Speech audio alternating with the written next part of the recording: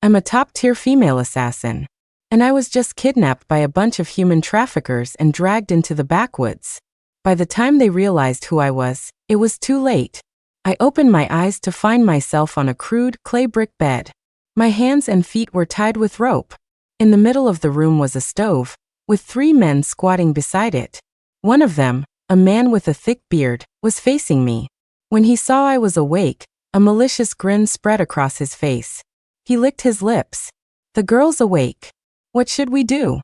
Another man, dressed in camouflage, chuckled. "Whatever you want to do, man." I put on a look of terror, my voice trembling as I asked, Who are you people? What do you want?" The third man, who was bald, stood up. He smirked. "What do we want? Can't you tell? You play nice with us tonight, and we might consider selling you to a better family." The man in camo stood up, too. He added, "Don't even think about running. Don't try any tricks. You pull anything funny, and I'll sell you to some 50 or 60-year-old loner. You'll spend the rest of your life tied up in a pigsty like an animal, ha ha ha." When he finished, the other 2 roared with laughter. Finally, the bearded man got to his feet. He clapped the bald man on the shoulder. "Go get some drinks. Let's have some fun tonight. This one looks even better than the last. She should fetch a good price." The bald man nodded and went outside. A moment later, he returned with a big case of cheap beer. The 3 men each grabbed a bottle and stood before me again, staring at me with the hungry eyes of hunters eyeing their prey. They started arguing about who would go first. I shrank back against the wall, curling into a ball, and looked at the 3 thugs with pleading eyes. Meanwhile, a different calculation was running through my head. Of these 3, who should I keep alive for questioning? And who should die first? My name is Ava. I'm an assassin. I started at 16, made a name for myself by 21, and this is my 10th year in the business. 2 weeks ago, I took a job. The client was the CEO of a publicly traded company. He hired me to go to a village deep in the mountains of the Northwest and rescue his daughter, who he believed had been trafficked there. I told his representative, rescuing trafficked women is a job for the police. Why hire an assassin? But the representative told me that rescuing his daughter was secondary. My primary mission was to find the village, identify everyone involved in her kidnapping, and everyone who had hurt her, and then kill them all. No one left. The CEO's daughter was named Khloe. She had been traveling with her boyfriend in a small town nearby. She had a fight with him, ran off alone and disappeared. The last time anyone saw her, she was with a woman in her 50s, getting on a minibus. Khloe was sheltered, a naive rich girl. It looked like she'd been snatched by human traffickers. It had been almost 3 weeks since Khloe went missing. It was hard to imagine what she might have gone through in that time. No wonder her father didn't go to the cops. He came to me instead. He wanted to draw the snakes out of their hole, and then he wanted them all exterminated. Hiring a female assassin with my sterling reputation was the perfect choice. So I took the job. I came to this small northwestern town alone, posing as a tourist who didn't know her way around. On the 7th day, a woman in her 50s approached me, just as I'd expected. After learning I was traveling alone, she volunteered to take me to a hidden gem of a scenic spot that only locals knew about, promising it was great for photos. I pretended to hesitate for a moment before agreeing. We got on a minibus together. The bus drove for about an hour and stopped at a tourist spot. After we walked around for a bit, the woman mentioned her home was nearby and invited me over to try her homemade sweet tea. This time I didn't hesitate. I agreed immediately. The moment I stepped into her house, I'm sure her thoughts were the same as mine. Hook, line, and sinker. At her house, I pretended to drink the sweet tea, which was probably laced with sleeping pills, and then faked passing out.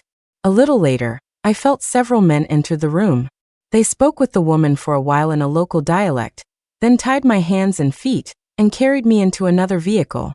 After pretending to be unconscious for a long time, I finally woke up. The woman was gone. In front of me were these 3 men, their faces masks of raw hunger. I have to use the bathroom," I shouted. The 3 men just laughed again. I said, You don't want me to just wet myself here, do you?" The bald man sneered, "And how do you know we don't?" The bearded man said, "Let her go.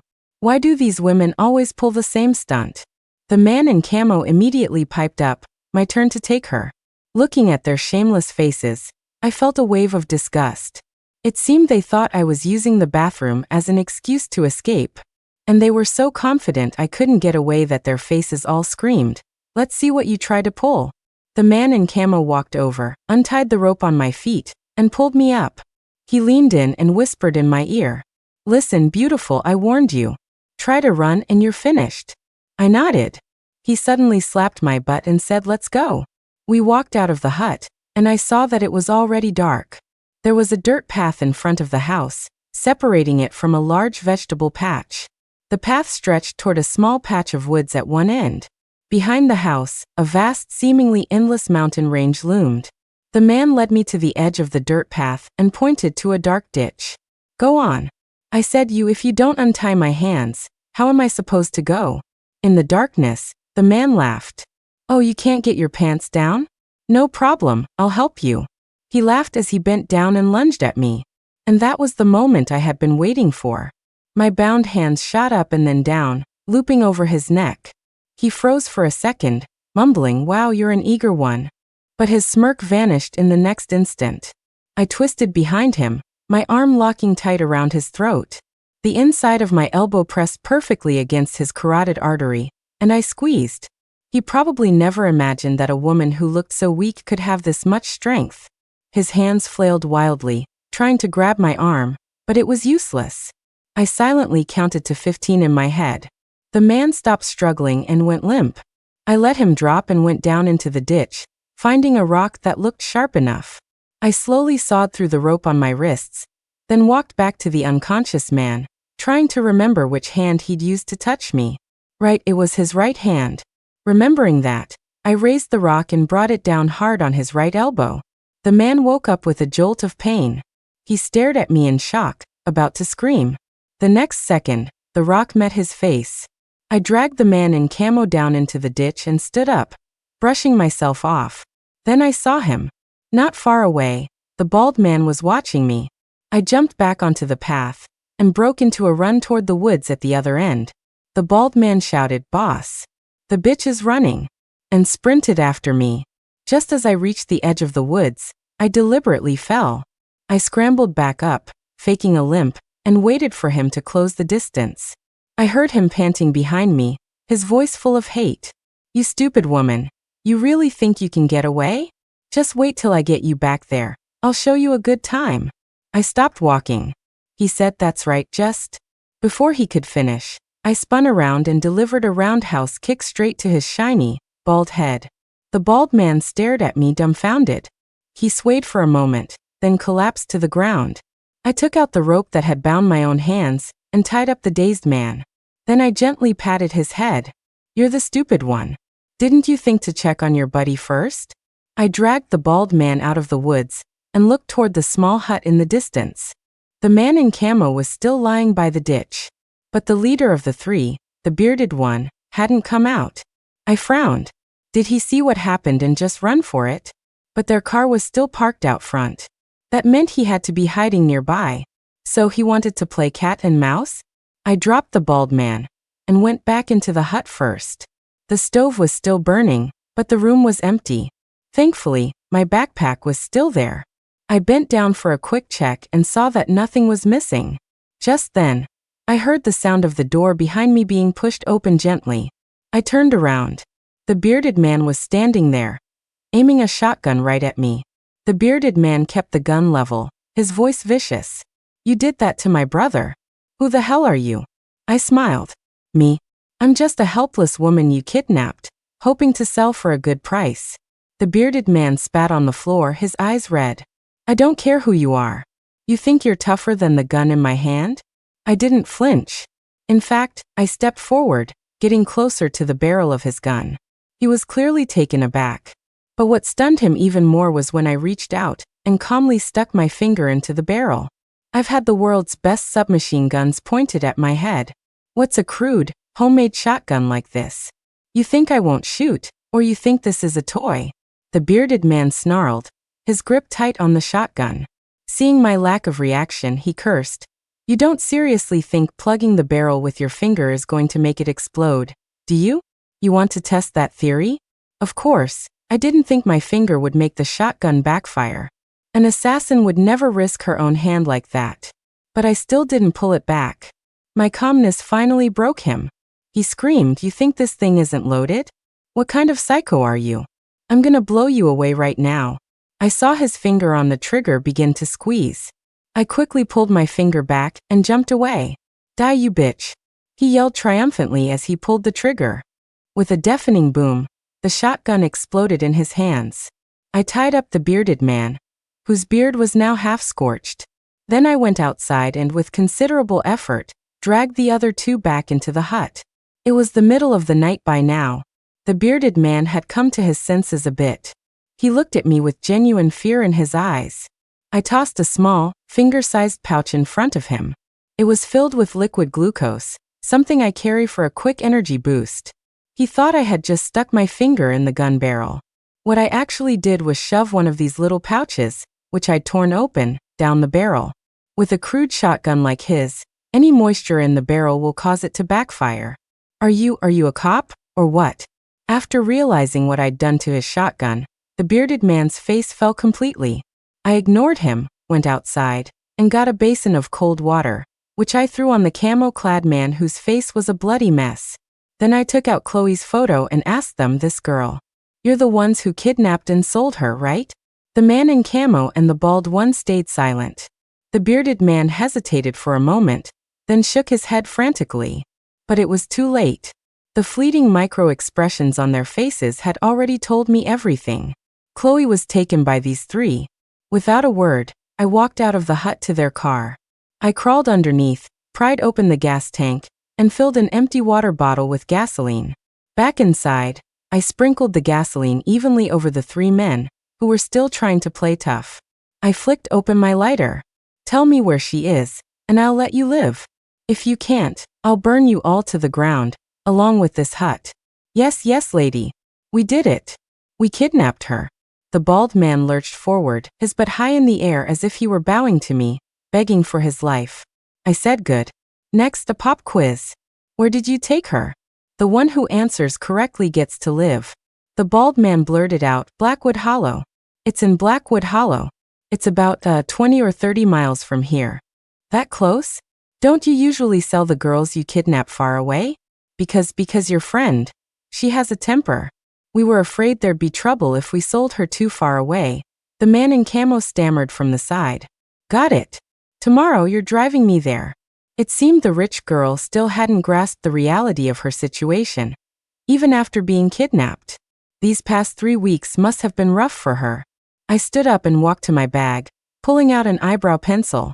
I pulled off one end, revealing a blade inside, thinner than a scalpel, but just as sharp. The bearded man saw the small knife and asked in terror what I was going to do. I smiled. "Didn't I say? Only the one who answers correctly gets to live." I untied the bald man and made him dig a grave for his 2 companions. By the time he was done, it was 2 a.m. Before he died, the bearded man had yelled at me, "I don't care how tough you are. The second you step into Blackwood Hollow, you're a dead woman. You're never getting out." Did he think I was easily scared? I tied the bald man up again and told him not to think about escaping or trying any tricks. "Try to run and you're finished." Those were his friend's exact words. Around 6 a.m., I woke up on the clay brick bed. I sensed a figure in front of me. Peeking through my eyelids, I saw it was the old woman who had first approached me. She was tiptoeing toward the bald man, carefully starting to untie him. I closed my eyes, pretending to be asleep. She quickly untied him. I heard the bald man stumble as he stood up. His body must have been numb from being tied up all night. Once their footsteps had staggered out the door, I got up, too. I walked to the doorway and saw them helping each other, hobbling toward the white Nissan parked outside. I grabbed my bag and started to follow them at a leisurely pace. After a few steps, they noticed me. The old woman screamed, "Run faster." The bald man's voice was tearful. "Mom, my legs are still numb." Oh, so they were mother and son. The woman started hitting him in a fury. "If you were a man, you'd go back there and kill that little bitch. Avenge your brothers." The bald man turned and looked at me. I looked back at him, smiled faintly, and gave a little wave. I don't know if my smile wasn't friendly enough, but after I smiled, he suddenly dropped to his knees. He started banging his head on the ground, begging, "Lady, please spare us. Spare us." I walked over to the trembling man and glanced at the old woman. "Looks like we have an extra passenger. Let's all go together." The bald man stood up, wiped the tears and snot from his face, and nodded repeatedly. Then he got in the car and slid into the driver's seat. I got in the back with his mother. Once we were settled, I took out my bladed eyebrow pencil and held the tip to his neck. Same deal as before. No tricks. Otherwise, you know the consequences. The bald man nodded like a bobblehead, and the car started moving, heading deeper into the mountains. 2 hours later, we were still on the road. Even for a 30-mile drive, we should have arrived by now. I realized this mother-son duo hadn't learned their lesson. They were trying to pull something. I asked him, "Are we there yet?" The bald man stammered, My older brother came here a lot. I haven't been many times. I'm having trouble remembering the way." "Oh," I said. I turned to the woman beside me. "Do you know the way?" The woman glared at me. "No idea. Never been." But the flicker of avoidance in her eyes told me, once again, that she was lying. "All right. Take your time then," I said, lowering the eyebrow pencil from his neck. I turned and grabbed the woman's wrist. What are you doing? Are you afraid I'll run?" she asked. "Where would you run?" I laughed. "I was just worried you were nervous. I wanted to calm you down. Like the fox offering to guard the henhouse," she said resentfully. I didn't say anything else. The car kept moving forward. The mountains here all looked the same, so I couldn't tell if he was driving in circles. But he was definitely stalling for time. After another half hour, as we approached a stone bridge over a ravine, I suddenly ordered him, "Turn here." In the rearview mirror, I saw a flash of disbelief on the bald man's face. His hands tightened on the steering wheel. I'm not sure if this is it." "This is it. Turn," I commanded coldly. "Okay." He meekly agreed and turned the car onto the stone bridge. Not far ahead, a village appeared on the mountainside. "It's that village up ahead, isn't it?" I asked. I think that's the place," he stammered. You've been here before?" the woman next to me asked, her face full of terror. I released her hand. "You don't need to know. From the very beginning, I never believed they would take me to my destination willingly. So I used a little psychological trick. I grabbed the woman's wrist to feel her pulse. As soon as the car passed the place she was hiding, her pulse was bound to quicken. After crossing the stone bridge, I told the bald man to stop the car. "Thanks for the ride," I said sincerely. "But I hate people who are both stupid and dishonest, people who love playing little games." So now, it was my turn to give them a ride to the end of the road. After dealing with the woman and the bald man and hiding the car, I rested for a bit before starting toward the village on foot. At this moment, my identity was once again that of a backpacker. A backpacker who got lost while hiking in the mountains and needed to stay the night in this village. The village was nestled on a slope, surrounded on all sides by steep-looking mountains. There was only one small road leading down from the mountain to the main road beyond the stone bridge. If anyone wanted to escape the village, that was the only way out. And from their high vantage point, the villagers could surely see everything. As I got closer, some of the villagers had already spotted me. They had been sitting around in small groups, smoking. Now they all stood up, their eyes fixed on me. I looked up at the village and saw that most of the people sitting outside were men. There were a few older women with blue cloths wrapped around their heads.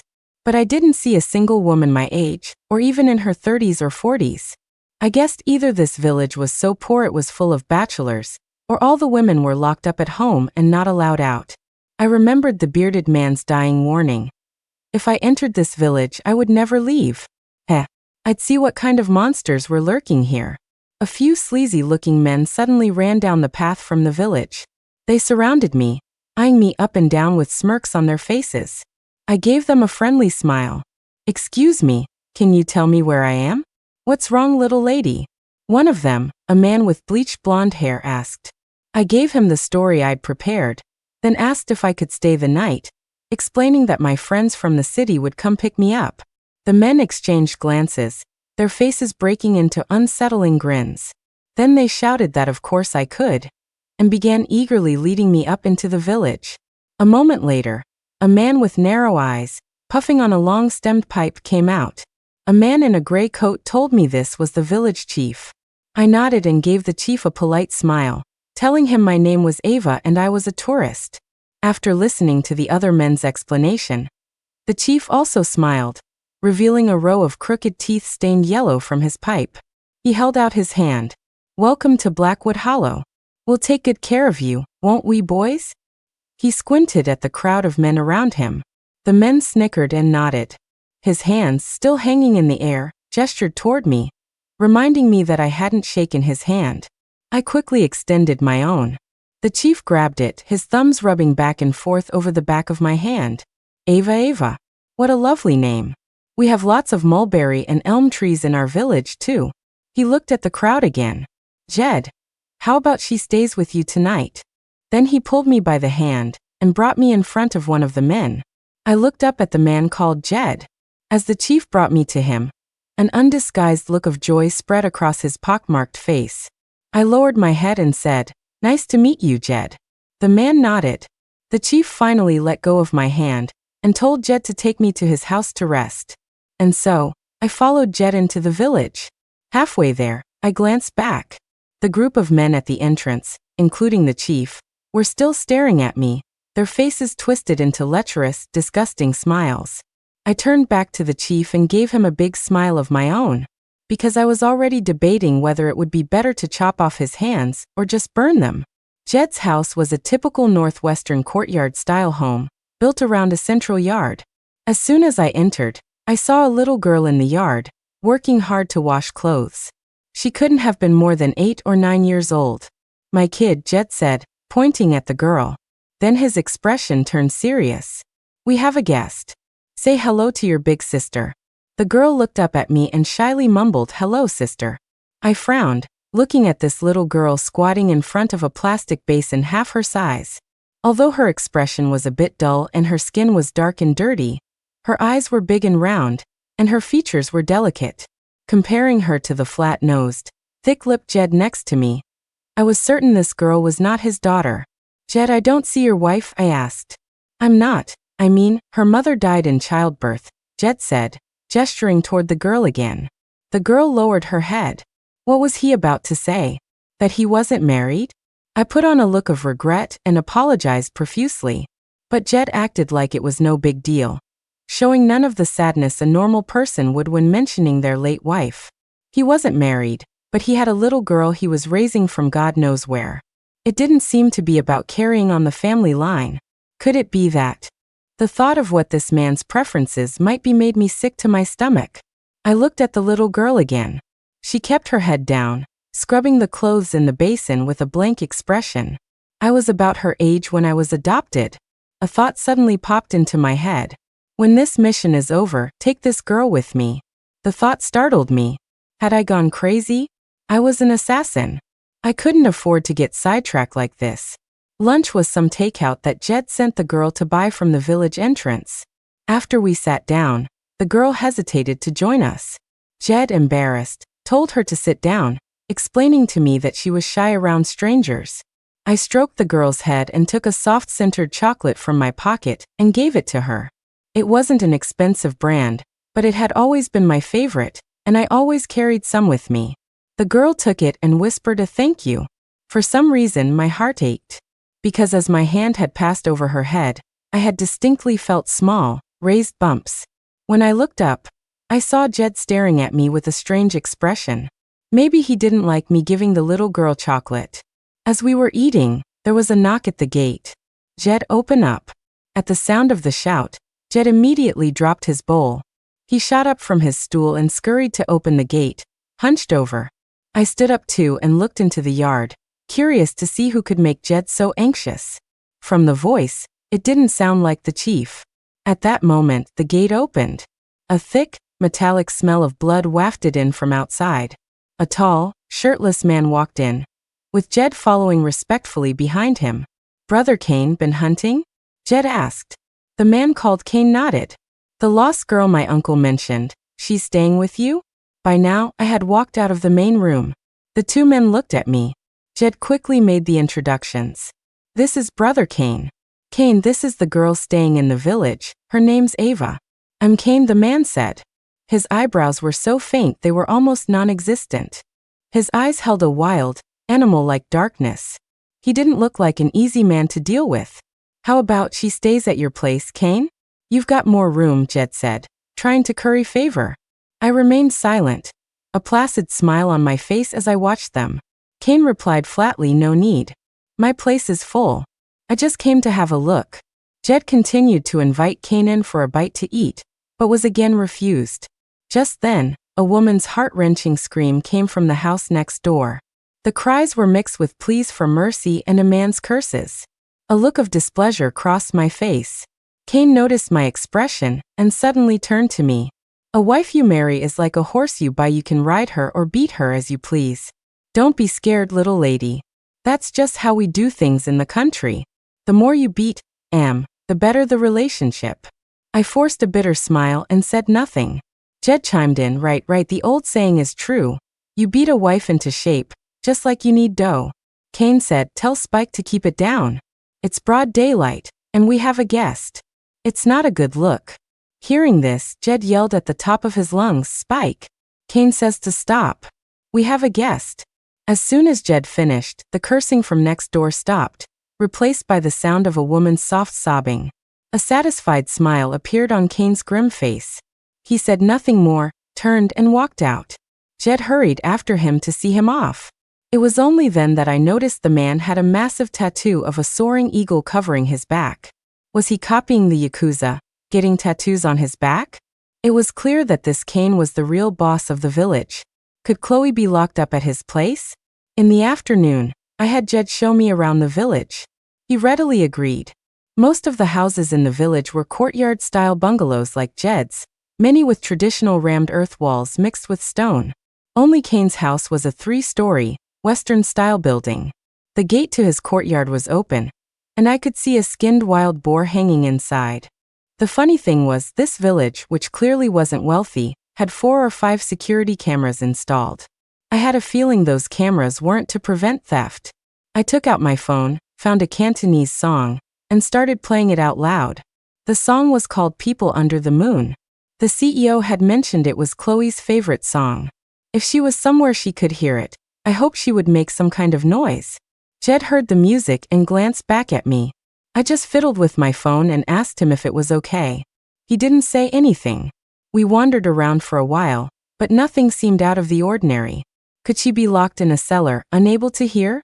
I remembered hearing that the heiress had a bit of a temper, which meant there was a worst-case scenario. She could already be dead. Finding someone in a village is always easier than finding them in a big city. The simplest way would be to just grab someone and ask. But that would blow my cover. If I did that, I'd have to be ready to take on the whole village immediately. That wasn't impossible. With one more day, I could probably figure out the village's numbers and strength. After all, I had already memorized the entire layout of the village this afternoon. The best-case scenario was finding Khloe tomorrow night, getting her to safety, and then coming back to deal with the villagers. But if Khloe was already dead, then all her accomplices in this village would have to die with her. That evening, the cell signal started to get spotty. Jed saw me scrolling on my phone, getting constant network unavailable messages. He explained that it was normal in the mountains, the signal came and went. I said I understood, but I knew it was the villagers doing. There was a signal jammer strapped to a telephone pole at the village entrance. They probably thought I wouldn't recognize it. Outside, the occasional sound of a woman crying drifted through the air, sometimes near, sometimes far. I glanced at Jed, but he acted as if he hadn't heard a thing. With no signal on my phone, I went to the guest room Jed had prepared for me and lay down early. Before I left, Jed suddenly handed me a bottle of juice. He said it was a local specialty and insisted I try it. I held the bottle, amused by their lack of creativity and how impatient this man was. I declined, saying I was allergic to the fruit. A look of disappointment crossed Jed's face. He probably didn't realize I was doing him a favor, letting him live one more day. If this man died at my hands tonight, it would likely cause trouble for me tomorrow and interfere with my investigation. Lying in bed, I started planning my next move. Unexpectedly, about 10 minutes later, Jed appeared outside my room. He knocked on the door and asked if I was asleep. He still hadn't given up. I told him I was about to fall asleep and that if he needed something, we could talk tomorrow. But he didn't leave. Instead, he took out a key and unlocked the door, which I had already bolted from the inside. I frowned. I hadn't expected this man, who seemed so pathetic, to actually try to force his way in. He pushed the door open and walked straight to my bed. I feigned surprise. Jed, what is it? In the darkness, the man swallowed hard. Then he said, his breath heavy, I want you. If you stay with me, I'll make sure they don't sell you off tomorrow. With that, he lunged at me. But he never expected that the woman who was supposed to be screaming in fear would meet his advance. Jed, don't be in such a hurry. I leaned in close, breathing softly in his ear. You're so beautiful, how can I not be in a hurry? Though he said that, his hands slowed down. I pressed closer, my hand slowly caressing his body. I like a man like you, Jed. A little bit wild. Those weaklings in the city. I can't even stand to look at them. Haha, really? That's great. I like you too, I'm crazy about you. Jed said, pulling me into a tight hug. They wouldn't touch me. Not like you. My fingers continued to tease him. Jed, who had been rushing to get his clothes off, suddenly froze. He pulled back from me. Why wouldn't they touch you? I leaned in again, smiling. Isn't it obvious? They're cowards. They think I'm not clean. Unexpectedly, the man shoved me away. Are you sick or something? I feigned hurt. Jed, I get it if the city boys are scared, they're coddled. But you're not scared, are you? Jed scrambled off me and stared at me. I reached for my bag on the bedside table, pulled out a bottle, and shook it in the dark. It's fine. If you get it, you just have to take this medicine with me every day. Jed cursed, damn it. What damned bad luck.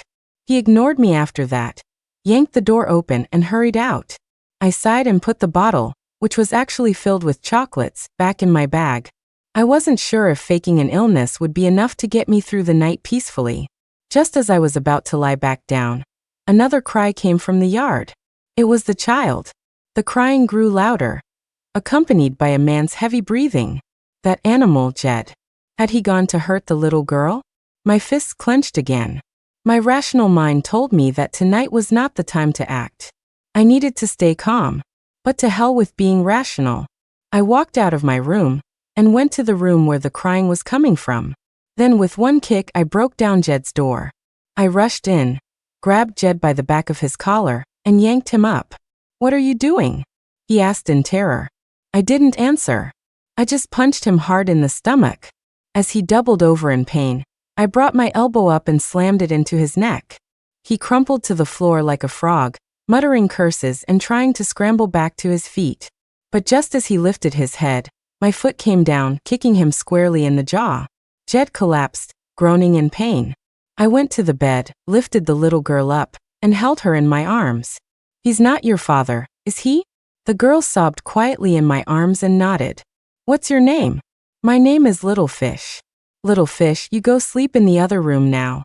When you wake up in the morning, I'll take you away from here. We'll find your real mommy and daddy, okay? I led the girl to the door and pointed to the room where I had been sleeping. She still clung to me, unwilling to let go. I knelt down and hugged her again. Don't worry, I told her. I won't leave you behind. That's when I felt it. Tucked inside her clothes was the chocolate I had given her earlier. You haven't eaten it? Big sister, can I eat it with you when you come back? I nodded.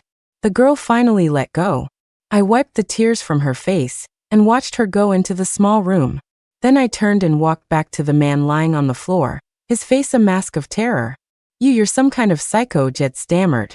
He thinks this is crazy? We're just getting started. I drew all the curtains in the room and lit a candle. The plan had to be moved up to tonight. Looks like it's going to be another all-nighter. I took out the rope I had prepared, tied Jed up, and said to him, I ask you answer. If you're honest, I'll make it quick. If you're not, you'll be crying all the way to hell. The interrogation was surprisingly easy. The man was even more of a coward than I thought. But I was shocked by what I learned. In Blackwood Hollow, almost every household was involved in human trafficking. The entire village was a transit point, a place where traffickers tamed the girls they abducted before selling them off to other villages. In return, most of the men in the village got their wives from these same traffickers. They even sold their own newborn daughters through the traffickers. I also found out where Khloe was. She wasn't at Cain's house. She was locked in the cellar of Jed's uncle, the village chief. I was satisfied with the results of the interrogation. Jed asked if I could let him go now, promising he wouldn't say a word. But I acted as if I hadn't heard him. I picked up a pillowcase from the bed, tore it into strips, and stuffed it into his mouth. A look of terror returned to his face. I told him, "There was once a little girl who was hurt by a disgusting man just like you. Do you know what she did most often afterward?" Jed shook his head in fear. I said the thing she did most often was slit her wrists. As I spoke, I grabbed Jed's wrist, my fingers finding the radial artery. When I was little, I could never find the right spot on my wrist. But now I know it better than anyone. Unfortunately, there's no going back for me. Your consciousness will probably last for about another 5 minutes. My advice is to use that time to repent for your disgusting life. With that, I slowly drew the small blade across Jed's wrist and blew out the candle. Before leaving the yard, I glanced at the little girl on the bed, wondering if she was really asleep. I went inside and tucked her in. And I prayed silently that tonight would go smoothly. I grabbed my gear and, reciting the camera locations I'd memorized during the day, crept through the night to the chief's house. I climbed the wall, quickly located the cellar, and then tossed a piece of beef laced with sleeping pills to the dog sleeping in the yard. The dog shot up, saw the meat, and began to devour it without a second thought. After just a few bites, it whimpered and collapsed. Next, I threw a couple of small rocks at the main door. "Who is it?" A voice called from inside. It was the chief. I threw another rock. I heard the rustling sound of someone getting dressed. "Who's there in the middle of the night?" A moment later, the door opened, and the chief stood there with a coat thrown over his shoulders. I pulled out a taser gun that looked like a hairdryer and fired it at his torso. The barbed rope shot out, instantly wrapping around him and binding him tightly. I leaped down from the wall and stuffed a cloth in his mouth before he could make a sound. Then I walked toward the house to see who else was inside. But just as I pushed the door open, I sensed someone standing behind it, likely holding a knife. I glanced back at the chief on the ground, who was struggling to get up. I pulled my foot back from the threshold, closed the door again, and stepped back toward the chief. The person inside moved slowly behind the door, seeming to assess the situation outside. I stretched my legs, then bent down and said to the chief on the ground, "Watch closely. I'm only going to demonstrate this once. If you try to escape, this is what will happen to you." With that, I took a running start and kicked, sending the door, and the person behind it, flying into the room. With a loud crash, the door flew off its hinges and landed on top of the person. I heard the clatter of a knife hitting the floor. I rushed in, lifted the door, and slammed it down on the person's head 3 times, knocking them out cold. From the looks of him, it was probably the chief's son. That's when I noticed a woman with disheveled hair on the bed. She was huddled there, clutching a blanket. I wasn't sure if she was also a victim, but to be safe, I decided to tie up both her and the man on the floor. After I'd finished, I looked back at the chief. His legs were trembling uncontrollably in the dark. It looked like he wouldn't be getting up anytime soon. I hauled the chief to his feet. "Cooperate with me. Understand?" The chief nodded his head like a chicken pecking at grain. I pointed to the cellar. "There's a girl locked up in there, isn't there?" He nodded again. I showed him Khloe's picture on my phone. "Is it this girl?" The chief looked at the photo and nodded once more. I fumbled around his waist, pulled off a set of keys, and with his help, opened the cellar door. You guys, are you coming back again tonight?" A terrified voice came from below as the door opened. I kicked the chief down the stairs. "Khloe," I said, "your father sent me to rescue you." The girl in the cellar had long, matted hair. Her clothes were tattered and filthy, and iron chains were shackled to her wrists and ankles. I used the keys to unlock her. The girl threw herself at me, sobbing uncontrollably. I frowned. "Can you walk?" Khloe leaned on me and tried to stand, but she stumbled and fell back to the ground. I checked her ankles and saw that the shackles had rubbed her skin raw, leaving open, festering sores that needed immediate attention. It looked like I'd have to find some alcohol or something upstairs to disinfect them first. Just then, Khloe looked up and pointed a trembling finger at the chief. "Kill him. Kill him for me." The chief shrank back in fear and made a move to run. I grabbed him and slammed him back to the ground. No, I still needed him alive. When I came down into the cellar, I'd noticed a security camera mounted inside. But I hadn't seen any monitor in the chief's house. That meant that right now, if that man Cain wasn't asleep, he was probably sitting in his own home, enjoying a live feed of everything I was doing. I helped Khloe out of the cellar and set her down in the yard. Then I rushed into the house and started rummaging through drawers and cabinets, looking for gauze and alcohol. The man I had tied up had just woken up. Seeing what I was doing, he started taunting me. But the woman, realizing what I was looking for, began frantically trying to signal me with her eyes. Following her lead, I found a bottle of alcohol and half a roll of gauze. After giving Khloe's wounds a quick cleaning, I knocked the man out again and untied the woman. "Were you kidnapped and brought here too?" The woman nodded vigorously, tears welling in her eyes. The woman, who told me her name was Jade, said through gritted teeth, "I wish I could tear that father and son to pieces." Just then, I heard dogs barking in the distance, followed by the sound of men shouting and running. It looked like Cain and his men were on the move. "Can we still get out of here?"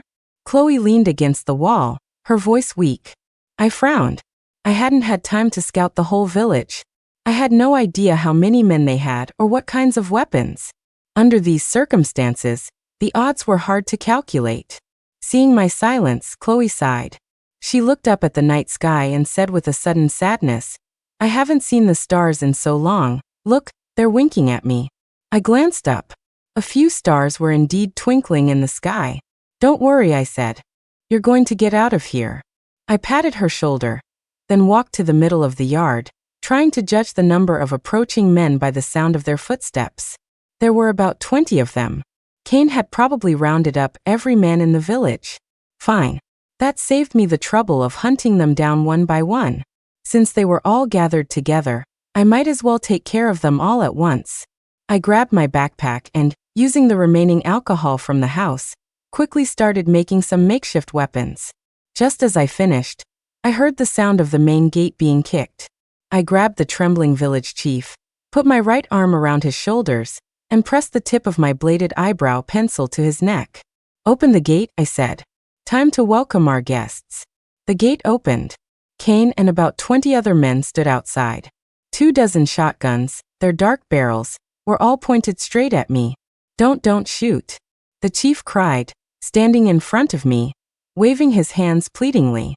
"Uncle, letting a woman hold a knife to your throat, you're not making our family look good." Cain stood in the darkness, holding his shotgun. The chief was caught in the middle, looking like he was about to cry. He was about to say more, but the next second, a loud bang echoed through the night. A searing pain shot through my knife hand.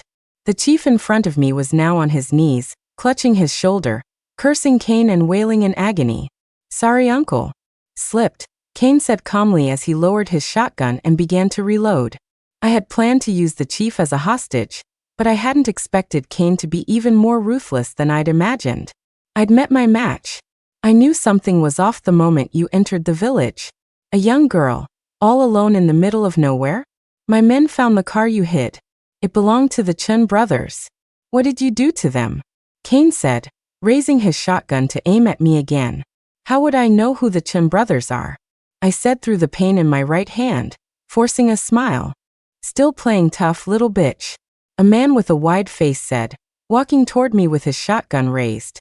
A few men behind him immediately shouted, "Spike, remember to leave her alive. Otherwise, what are the rest of us supposed to play with?" So this was Spike, the one who was beating his wife next door to Jed's yesterday. Hearing this, Spike lowered his gun and chuckled. Of course. A pretty face like this? I wouldn't want to mess it up. He tossed his gun to someone behind him and lunged at me. I kicked him hard in the crotch. He doubled over in pain, looking at me and cursing, "You stew?" Slap. I had already slapped him across the face. Didn't your mother teach you how to speak properly? Oh, that's right.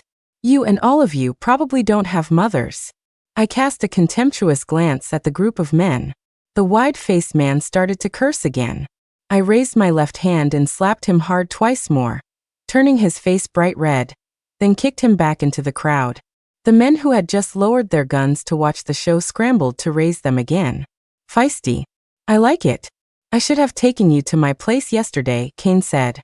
Then you'll be the first one to die tonight. Ha ha ha ha, I really like you. Listen up, boys. This woman is mine, Cain's alone. None of you are to touch her. I spat right in Cain's face. You think you're worthy? My defiance enraged him. He raised his voice and roared, You bitch, don't push your luck. If you don't cooperate, then you'll just have to die. Fine. Let's die together. As I spoke, I raised the Molotov cocktail I'd been hiding behind my back, made from alcohol and gunpowder from the chief's shotgun shells. Cain and his men were stunned by the makeshift bomb in my hand. They all backed away but continued to surround the house. I held the bomb in one hand and slowly retreated into the yard, quickly slamming the gate shut. In the yard, Jade was comforting the still sobbing Khloe. She saw my injured right hand and rushed over with the remaining gauze and alcohol to help me clean the wound. Ava, what do we do now? Jade asked. I've scared them off with the bomb. That should buy us some more time, I said. But how can we possibly hold out against them? Khloe sobbed. We can. I looked up again at the twinkling stars. If it hadn't been for Khloe's words, I probably wouldn't have noticed them. The way they flickered on and off meant there was convection in the air. If I wasn't mistaken, it was about to rain. And that meant the shotguns in their hands would soon be no more useful than a wooden stick. Time ticked by second. First, a single drop of rain fell in the yard. Then 2, 3, 4. In an instant, a downpour engulfed the sin-filled mountain village. Jade, you take Khloe and escape over the sidewall, I said, standing up again and walking to the center of the yard. The two of them stared at me, stunned. If you can get all the women in the village to escape with you, I'll keep these men busy here. They won't have time to worry about you. This is probably the best chance you'll ever get. Oh, and don't forget to go to Jed's house and get a little girl named Little Fish. If you can find a good family to adopt her. The rain pounded down on me, and the wound on my right hand began to throb. Ava, will you be okay on your own? Jade asked. I've seen worse, I laughed. I was lying. Taking on this many men by myself was something you only see in movies. In the real world, even 1 against 10 is a stretch, especially with an injured right hand. But I could probably hold them off long enough for the women to get away safely. And Khloe, I said, turning to look at the two girls one last time. I know what you've been through might leave deep scars. The only advice I can give you is to try your best to forget it. Just like I once did. I didn't tell them that when I was 7 or 8, I was also kidnapped by traffickers. I've forgotten how long it took me to finally lock that nightmare away in the deepest corner of my mind, to stop myself from ever thinking about it again. But while I could forget the experience, I could never forget the hatred for these scumbags that was buried in my bones. That was probably why I took this job in the first place. The intensifying rain was making the men outside restless. Cain, the rain's getting our guns wet. They're not gonna work. What are you afraid of? Her bomb won't work either. Yeah, there are more of us and she's injured, ha ha. Wait, the woman's coming out. Is she surrendering? The men fell silent as they saw me push open the gate. You've come to your senses? Ready to give up? Cain said with a sneer. I didn't speak. I just slowly pulled a pair of solid steel brass knuckles from my pocket and slipped them onto my left hand. My eyes swept over the beasts in human skin in front of me. I knew they were waiting to tear me apart. But I am not prey for you to torment. My name is Ava. I'm a top-tier assassin. And tonight, you are all going to die. 1, 2, 3. Half the men were already down, unable to move. But the other half, still led by Cain, continued to circle me. My right hand wound had split open again, and was bleeding freely. My left arm was getting tired, I could barely swing it anymore. It was clear Cain still wanted to capture me alive, otherwise I would have been overpowered long ago. But this much time had passed. Khloe and the others must have escaped safely by now. Panting, I felt in my pocket with my injured right hand, searching for any remaining weapon. Instead, my fingers closed around a piece of chocolate. Strange. Was this the piece I gave to little fish? When did she slip it back to me? I shoved the chocolate, wrapper and all, into my mouth. The sweetness gave me a momentary surge of strength. Still not surrendering? Cain said. Surrender my ass. I gritted my teeth, preparing to charge him again. But just then, a voice called out from the distance. Ava. It was Jade's voice. Those two fools, were they still in the village? But wait. Besides the two of them, I heard a lot of other chaotic footsteps rushing toward us. From the sound of it, there were at least 20 more people. I was stunned, but then I heard one of the men shout in terror. Cain, those damn women, they're rebelling. I looked up and saw them. In the pouring rain, the women who had been abused and imprisoned by these men were charging from all corners of the village, armed with pitchforks, hoes, and cleavers. Leading the charge were Jade and Khloe.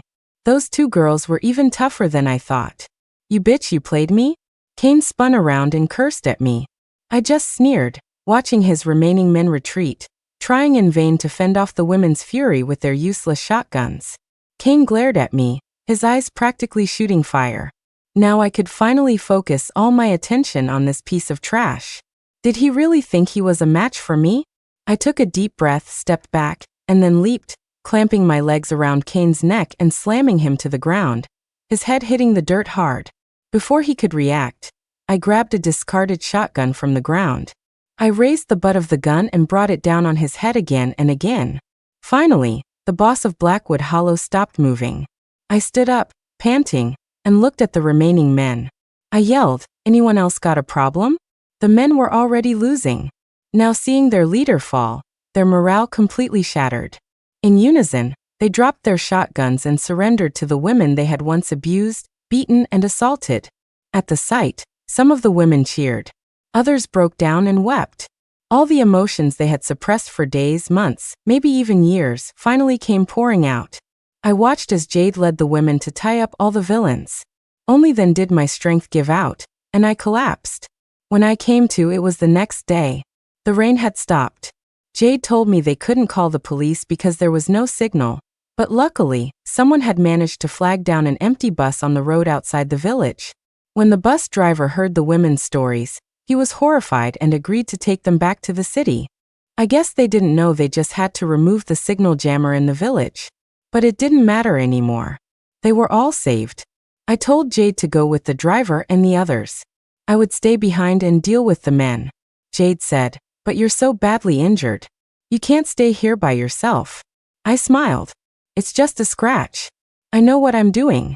I'll be fine. I was lying to her again. My right hand wound had been soaked in the rain last night and was already getting infected. It was dangerous if not treated soon. But after so many years as an assassin, you stop caring so much about your own life or anyone else's. I figured if I really couldn't hold on, when I was down to my last breath, I'd just call the police myself. Tell them I did everything. That way, these girls wouldn't have to carry the burden of assault or even murder after leaving this place. Jade sighed. By the way, she said, I found this little boy at Jed's house. He was also kidnapped by Jed, but his name isn't Little Fish. He said he heard you fighting with Jed last night, so he stayed in his room and didn't come out. She pulled a similarly grimy little boy forward. But as I looked at this child, who was completely different from the little fish in my memory, my mind went blank. Big sister, thank you for saving all of us, the boy said shyly. No, this wasn't Little Fish. Where did Little Fish go? I stared at the boy and Jade in disbelief, my thoughts in turmoil. Just then, a girl walked out from the crowd toward me. Big eyes, delicate features. I recognized her at once. That was Little Fish. I pointed at the little girl. Jade, look. Jade and the boy turned their heads at the same time, but their eyes were filled with confusion. You can't see her?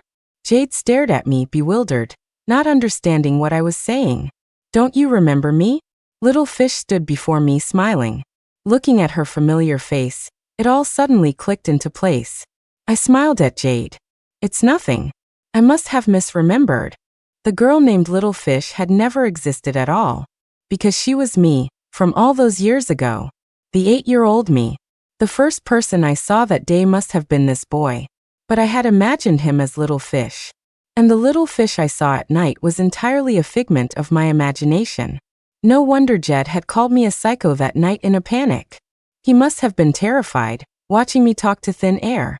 Jade, it's okay. You all should go. Don't keep the driver waiting, I said. Beside me, little fish sat down. I stroked her head. The shape of the scars on her scalp, even after so many years, was still vivid in my mind. A memory that would never fade. When I was 8, I was taken by traffickers to a remote mountain village. I was there until an organization of assassins rescued me. Growing up, I did everything I could to become the coldest killing machine in the organization. Because only a machine can be devoid of feelings, of memories. Only then could I completely forget the little girl trapped in the mountains, crying and screaming for home. But the self I tried so desperately to forget had never really disappeared. She finally appeared as a phantom, accompanying me to this village, reminding me that some wounds cannot be healed just by forgetting. Thinking of this, I couldn't help but hug the non-existent girl and break down in tears. I'm sorry.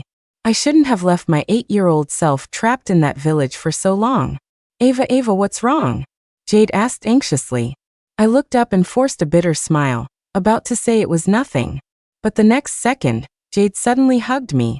Ava, come with us. You saved all of our lives. If it weren't for you, none of us would have had the courage to fight back. To leave you behind now, I'm sorry, I just can't do it. So I think whatever comes next, we should face it together. She gently patted my back, like a mother comforting her child. Just then Khloe walked over and hugged us both. How long had it been since someone hugged me like that? In that moment, I felt as if I had become 8-year-old little fish again. The little girl who had been hiding deep inside me, refusing to come out, suddenly stood up, smiling and crying, wanting to run desperately toward these people who were willing to give her a hug. Let's go. Get out. Get out of these mountains that have also imprisoned me for so long. Whether punishment or redemption lies ahead, on this path, it seems, I'm finally not alone anymore. The end.